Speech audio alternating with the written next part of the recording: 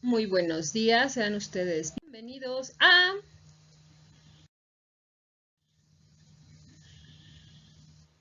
nuestra unidad de aprendizaje de entorno socioeconómico de México que llevaremos, ¿no? Todo este semestre aquí en el CECIT número 19, Leona Vicario Tecámac del Instituto Politécnico Nacional. Yo soy María Amanda Cruz Márquez y voy a tener el honor, el gusto y el placer de acompañarlos en esta unidad en su tercer semestre. ¿Y qué vamos a ver el día de hoy? Bueno, vamos a platicar primero de nuestra competencia particular, del RAP de esta unidad, la frase del día de hoy, nuestro tema, una recomendación de lectura, varios videos que para ustedes que puedan en su casa después aprender más cosas, van a realizar su evidencia de aprendizaje y por último, siempre en todas nuestras presentaciones les pongo el correo en el cual me pueden contactar y hacer preguntas, quejas, sugerencias y sobre todo felicitaciones. Entonces pueden escribirme ahí y vamos a comenzar. Esta es nuestra unidad número 1. Nuestra competencia particular es emite juicios de valor sobre los diferentes modos de producción y los procesos económicos, tomando como base la crisis económica de 1929 al término de la Guerra Fría.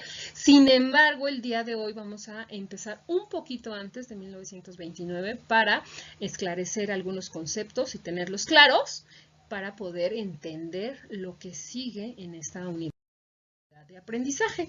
Nuestro RAP describe la evolución social a través de los elementos que integran cada uno de los modos de producción. Y si vamos a hablar de modos de producción, pues obviamente el día de hoy fue invitado para nuestra frase del día precisamente Carlos Marx, que él decía, la ciencia más importante es la ciencia de la historia y no lo vamos a desmentir, claro que tiene toda la razón Carlos Marx. Y vamos a empezar el día de hoy con el tema de economía. ¿Y qué es la economía? Es la ciencia social que se encarga de estudiar los medios y las decisiones que toman las personas, las empresas, los gobiernos para satisfacer sus necesidades mediante recursos disponibles. Y que, por cierto, dicho sea de paso, estos recursos son ilimitados. Sin embargo, las necesidades de los seres humanos son ilimitadas. Después vamos a ver que esto tiene que ver con el exceso, ¿no? de obtener estos recursos de la naturaleza, también la producción de basura, de contaminación, etc. Para poder entender a la economía se divide en tres. La economía descriptiva, la economía política y la teoría económica. Por hoy nos vamos a concentrar solamente en esta última y de esta vamos a tener presentes dos conceptos muy importantes, el de macroeconomía y el de microeconomía. La primera, ¿no? Lo que es la macroeconomía, es la encargada de estudiar el funcionamiento de la economía de una nación, o sea, algo en grande, para lo cual analiza el comportamiento de varios indicadores, como por ejemplo el Producto Interno Bruto, el índice de empleo, la inflación, la inversión, la balanza comercial, tasas de interés, ¿no? Todo esto lo vamos a ir revisando poco a poco conforme vayamos avanzando en nuestra unidad. Y también trata de explicar el por qué hay una crisis o el por qué hay una estabilidad en un país, ¿sí? Y por el otro lado, la microeconomía se centra en el estudio de las decisiones económicas, pero vamos a llamarlo así en chiquito, en los individuos, en las familias, en las empresas, ¿no? En cuestiones de materia económica. Para poder hablar el día de hoy sobre los modos de producción, acuérdense que en la historia de la humanidad ninguna cosa surge así por obra del Espíritu Santo, vamos a llamarle, ¿no? No surge de un día para otro. Siempre los grandes pensadores, los grandes inventores y todo toman conocimiento previo para de ahí tratar de decir, no, sí, tienen razón los anteriores, o modificar con la investigación científica ese conocimiento. Así es que ahorita que hablemos de modos de producción, y ya les adelanté que vamos a platicar sobre algunas ideas de Carlos Marx, él tomó de base algo que estaba anterior, ¿no? Y ese algo anterior, pues va a ser el liberalismo económico.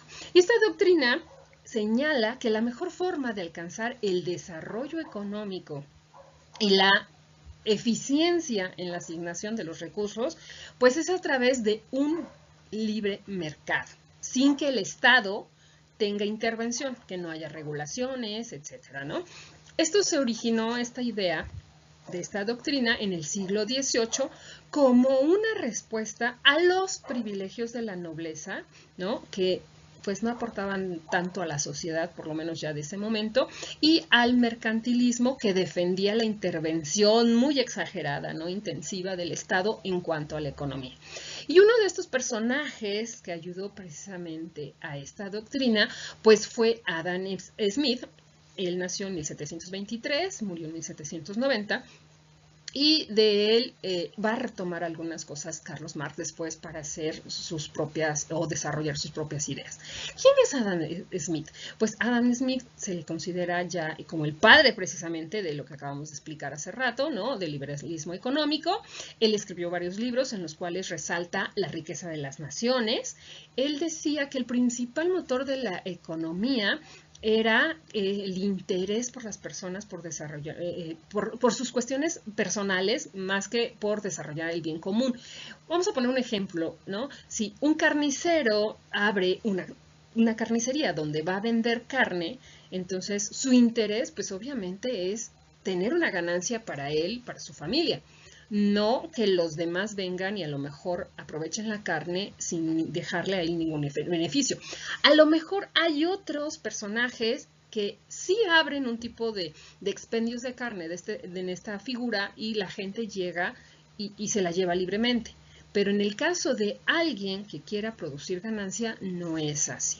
Él va también a hablar en su texto sobre el concepto de la mano invisible, que más adelante vamos a ver ya cuando platiquemos sobre capitalismo en particular, y habla sobre las leyes del mercado, de la oferta y la demanda. ¿Va? Estos conceptos los vamos a tener ahorita nada más así en stand-by, después los vamos a ir desarrollando durante todo nuestro semestre, porque hoy nos vamos a dedicar, dijimos, solamente a modos de producción. ¿Y vamos a comenzar? Bueno, primero que nada, esta teoría, ¿no? Esto de hablar de modos de producción, se le ocurrió precisamente a Carlos Marx, ¿no? Él empezó a tomar las ideas que ya estaban rondando en finales del siglo XVIII y principios del XIX, y él, desde un punto de vista de un análisis histórico, se dio cuenta que había elementos en esta evolución histórica del ser humano que tenían una secuencia, se prolongaban y de repente había un cambio, ¿no? Una coyuntura. Y estos cambios los pudo él observar a través del análisis de las cosas materiales que había, ¿no? en el desarrollo histórico del ser humano. A esto, bueno, él le llamó modos de producción, ¿no? Son diferencias de cómo se produce, ¿no? En una época en específico, ¿no? Es muy particular de un determinado tiempo histórico. Y él va a mencionar varios. El primero es el llamado comunismo primitivo o comunidad primitiva, ¿no? Que es el primer tipo de organización que él puede observar. Depende directamente de la naturaleza, de lo que está alrededor. En un principio, pues eran nómadas, se dedicaban a veces también a la recolección, a la caza. Al inicio, pues podemos hablar de un sistema matriarcal, ¿no? Ya que las mujeres son las que se encargan de la distribución de bienes en un origen. En una segunda etapa, pues ya aparece la agricultura, la domesticación de animales, las primeras divisiones sociales del trabajo. Y la producción de los bienes se realiza a través del trabajo comunitario y los bienes se distribuían también de forma comunitaria entre todos los personajes que estaban viviendo ahí. Hay una división del trabajo, sí, pero un poco más simple, como la que tenemos ahorita. Había cazadores, otros recolectores, otros iban a pescar. Después, en la otra etapa, pues ya había agricultores, había pastores, ¿no? Entonces, empiezan a dividirse un poco las tareas de su aldea, de su pueblo. Tienen un pensamiento mágico y animista, ¿no? Piensan que las cosas que pasan en la naturaleza, pues pasan por cuestiones que no logran todavía explicar y que piensan en algo mágico. No existe la explotación del ser humano por el ser humano. Los medios de producción en esta etapa pues son la naturaleza misma, lo que tienen alrededor. No existe la noción de propiedad privada. La siguiente etapa es el modo asiático de producción, el cual es un paso evolutivo entre el comunismo primitivo hacia las sociedades esclavistas. En este periodo se conforman las primeras aldeas autosuficientes, emergen líderes o gobernantes a quienes se les entrega cierta cantidad de bienes a través de un tributo. Hay una división del trabajo que termina favoreciendo a un grupo privilegiado. No existe propiamente la explotación individual, ¿no? Se da generalmente de una comunidad a otra a través del pago de tributo. Los medios de producción, en este modo de producción, los medios, todos son dueños de ellos, son colectivamente dueños de la tierra y de los instrumentos de trabajo. El siguiente modo sería el esclavismo. En él se desintegra a esta comunidad primitiva y hay una apropiación de los medios de producción. Es decir, que surge la propiedad privada. Por ejemplo, tenemos a griegos y a romanos, entre otros grupos, que son ejemplo del esclavismo, y los medios de producción pues eran propiedad del amo, así como también los esclavos eran propiedad de los amos. La situación de esclavitud se da de las siguientes formas. Por ejemplo, a través de prisioneros de guerra que eran vendidos como esclavos, por deudas que no podían pagar y entonces pues tenían que dedicarse ya al trabajo de esclavitud, por descendencia también. Y en el esclavismo los medios de producción pues eran la tierra, el ganado, las personas, ¿no? Que son consideradas como propiedad privada y quienes los poseen pues van a explotar todos los recursos a través de ellos.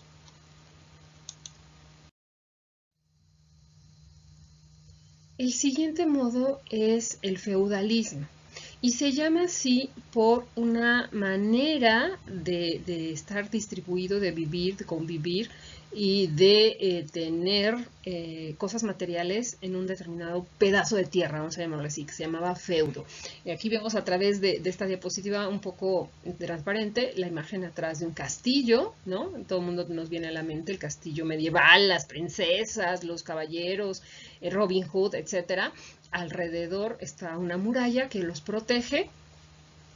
El feudo es que cerca está una aldea en la cual pues hay dos estamentos antagonistas. Por un lado que son los siervos, que son aquellos que van a dedicarse a todas las actividades productivas, y por otro lado pues los señores feudales, que son los dueños del feudo, ¿no? Por eso es feudalismo, porque es el señor feudal, ¿no? Es el dueño del feudo, y él a cambio les va a dar protección. Normalmente por eso tenemos alrededor esta muralla, ¿no? Que protege al castillo. Entonces, en caso que alguien se aparezca, otro grupo que va a invadirlos, pues todos los siervos entran. Aquí se alcanza a ver un poco la puerta, ¿no? El puente, el levadizo, como en los cuentos de hadas. Y aquí entran todas las personas para que la clase que se va a dedicar a protegerlos, ¿no? Los militares van a defenderlos de los atacantes. Les dejo aquí una sugerencia de 2 videos. Ahorita por cuestión de tiempo no los vamos a ver, pero bueno, en nuestra página de Teams, de nuestro canal, ¿no? De la unidad de aprendizaje, ahí les puse estos 2 videitos que nos hablan precisamente de la estructura, de los estamentos, de cómo se desarrolla el feudo, etcétera, en la conocida también como Edad Media. El siguiente modo de producción del cual nos habla Carlos Marx es el capitalismo, que tiene una serie de características. Por cierto, actualmente es el modo de producción en el cual nosotros vivimos. En este modo, la producción de bienes materiales está basada en la propiedad privada, a diferencia de las anteriores que vimos. Hay una clara división del trabajo que lo convierte en una mercancía. Por primera vez en la historia del ser humano, el trabajo es una mercancía y deriva también en un mercado, ¿no?, de trabajo, un mercado laboral.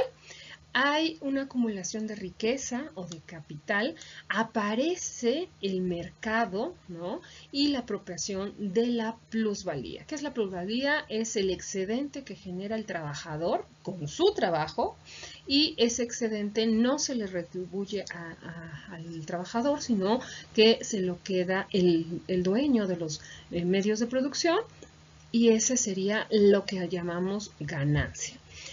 Hay una relación también entre los burgueses, que son aquellos que surgen de los burgos. Vimos en la diapositiva anterior de los feudos, ¿no? El proceso se llama feudalismo, que los feudos son estas porciones de tierra en la cual son dueños los señores feudales, pero también tienen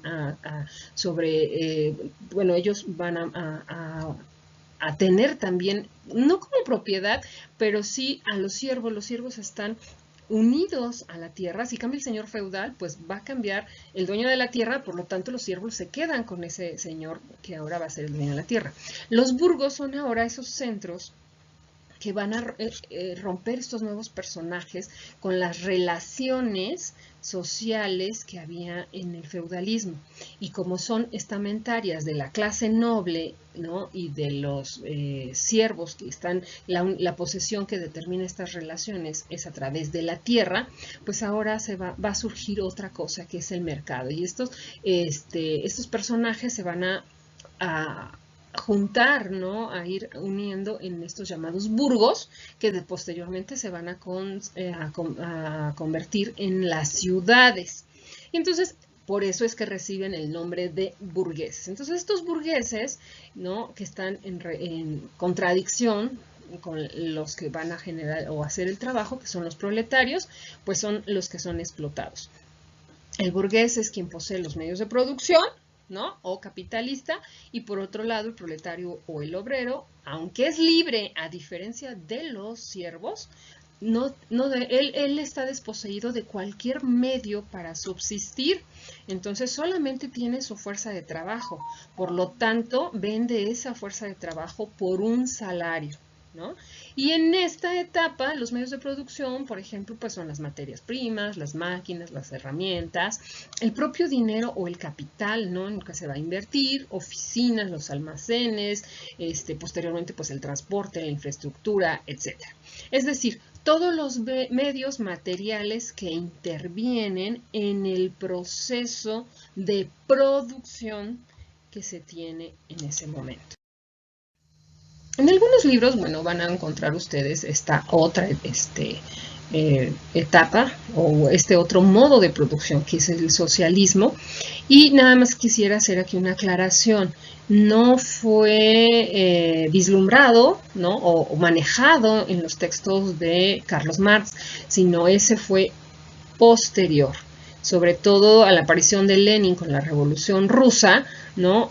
Se manejaba un leninismo, marxismo-leninismo, y entonces hay otra idea diferente, retoman las ideas de Carlos Marx, las modifican, también en cierta forma para su conveniencia, y entonces ahora va a surgir otro, ¿no?, después de la Revolución Rusa, que es el socialismo. ¿Y cuáles son las características de este modo de producción? Pues la propiedad social de los medios de producción, el fin de la producción se utiliza para satisfacer las necesidades sociales, existe la planificación central de producción, las relaciones sociales de producción son de cooperación, desaparece la explotación del ser humano por el ser humano. Y aquí adelante les dejo la sugerencia de una lectura que está ya en nuestro canal de Teams, en la cual consulté algunos textos más amplios, hice un pequeño resumen y aquí se las dejo en nuestro canal para que ustedes la puedan consultar. Para conocer más, ¿no?, para saber más, también les dejo estas ligas de unos videos que vienen también en nuestros libros, en el libro que vamos a basarnos este semestre, que está en la página 13, y pues también si quieren usar su QR por medio de su teléfono celular para que puedan consultar esta información y un poquito más explicado lo que es la ley de la oferta y la demanda que mencionamos al inicio con Adam Smith. Está en la página 17 de nuestro libro y también pueden ustedes escanear el QR para tener mayor información. ¿Qué vamos a hacer? ¿Cuál va a ser nuestra evidencia del día de hoy? Pues un cuadro, ¿no? Que está en la página 21 de nuestro libro y que también los que no tienen el libro no se preocupen, les puse la actividad en Teams, entonces para poder contestarla vamos a leer desde la página 14 a la página 20 más este pequeño video que les hice. Y de forma individual van a contestar ese cuadro de la página 21, van a resolver también, como les digo, la actividad que está en nuestro canal de Teams y nada más una aclaración, en el libro hay un pequeño error, aquí donde les marqué con amarillo aparece la frase teoría económica, sin embargo está repetida porque aquí la tenemos, entonces aquí debería de decir economía, por favor corríjanle, en nuestro cuadro de Teams yo ya la corregí y van a escoger pues el concepto que se adapte a lo que están dándonos aquí como la definición. Y pues si hay alguna duda, acuérdense que me pueden consultar, enviar un correo, ¿no? Aquí está mi correo institucional. También por el chat de Teams me pueden mandar alguna queja, sugerencia, pregunta y demás. Y pues eso sería todo. Muchísimas gracias por su atención y nos vemos la siguiente clase. Bye.